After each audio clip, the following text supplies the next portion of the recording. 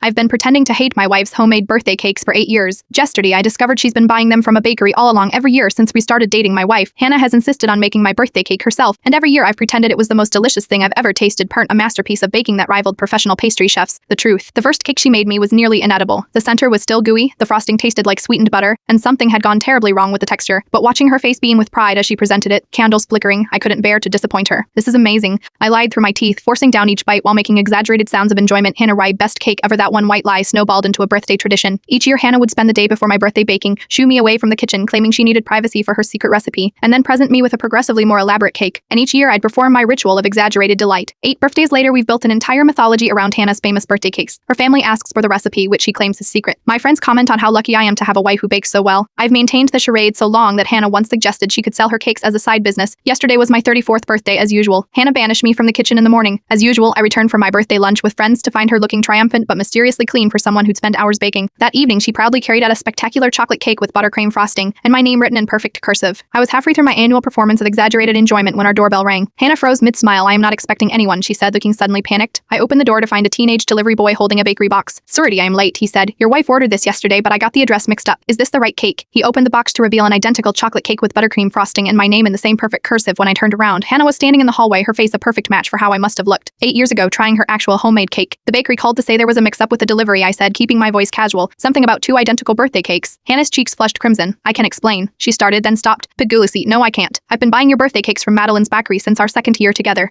We stared at each other in stunned silence before I began laughing so hard. Tears rolled down my face. "Why are you laughing?" she asked. "Because your first homemade cake was terrible," I confessed between gasps. "I've been pretending to love your baking for 8 years because I didn't want to hurt your feelings." Her jaw dropped. "You've been faking it too?" "That first cake was a disaster. I spent 6 hours on it and it was still raw in the middle. When you said it was perfect, I thought either you couldn't taste properly or you were just being nice. So the 2nd year I panicked and bought one," she admitted, "and you raved about it even more, so I kept doing it." We collapsed on the couch, both crying with laughter at our matching deceptions. "So what now?" she finally asked. "Should I learn to actually bake?" I looked at the 2 identical professional cakes on our counter. "I think we should eat both cakes and finally admit that Madeline's bakery makes the best damn birthday cake in town." This morning, I found a note on the bathroom mirror. "Happy birthday to my husband who loves me enough to eat bad cake, and who I love enough to never make one again." Sometimes the lies we tell to protect each other's feelings become the stories we laugh about forever.